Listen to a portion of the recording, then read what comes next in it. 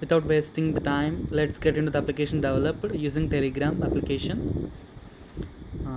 This is a simple chatbot that accepts user queries, that grabs user provided city names and gives back the exact conditions of the weather at that time and the specified location, and store back the details which it provides to the database. Okay, let once test this bot. We need to specify the location or city name exactly as it exists. For example, we can give the city name as Lucknow. Yeah, within less time it gives back all the weather conditions of that city, and at the same time simultaneously it's storing all these details in its corresponding collection in the chat up in this chatbot as connected with the key through the Firebase database. We use the database connection,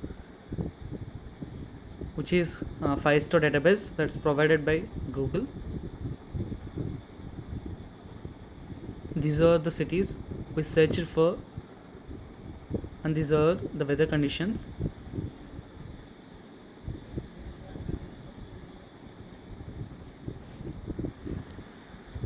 So if I give Bhimavaram, we also have used this. Okay, let's try Bhimavaram. Yeah, all these details are simultaneously stored here in the document Bhimavaram. These are all the fields which are stored in the form of JSON documents.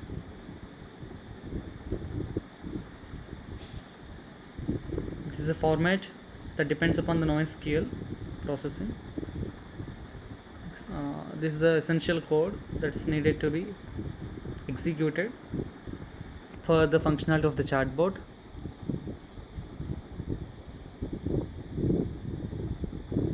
This is the initialization part. That means connecting the chatbot to the Firestore server.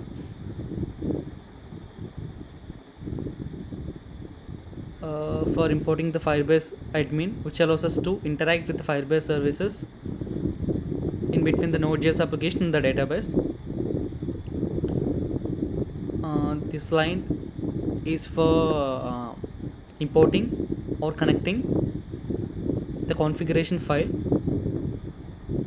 which keeps track of the credential keys or access keys for Firebase admin to authenticate and access the Firebase project.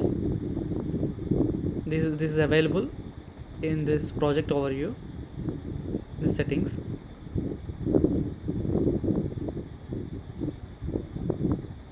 These are all the project details. By accessing the service key, we can have the credential file name.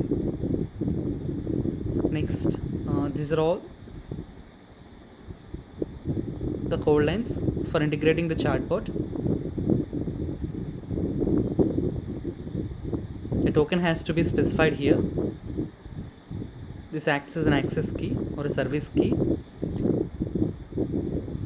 for connecting the token. Once the written JS code is executed, a small request or any kind of response has to be provided to the user, like running the service currently running at some server port. We need to connect an API. I have used weather API. That means storing all the appropriate weather conditions of specified city to the database at that particular time. by describing all these features.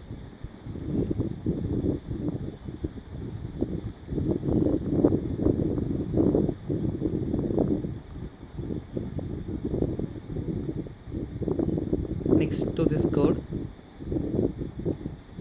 this piece depicts that after procuring all the weather information, it has to be sent to the database, which is collaborated to a chatbot. At the same instance, the response provides by the chatbot, provided by the chatbot, both the response that has to be described, and that will be automatically stored to the database. If all these conditions are failed due to any kind of error or authentication problem, an error will be raised like this. If in case we have specified any sort of wrong spell, like in place of Bhimavaram, if we have a type in mistake like Bhimavaram,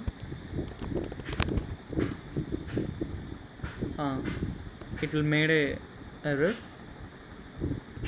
The error will be couldn't find information for the specified city. So let's try for another city like Delhi.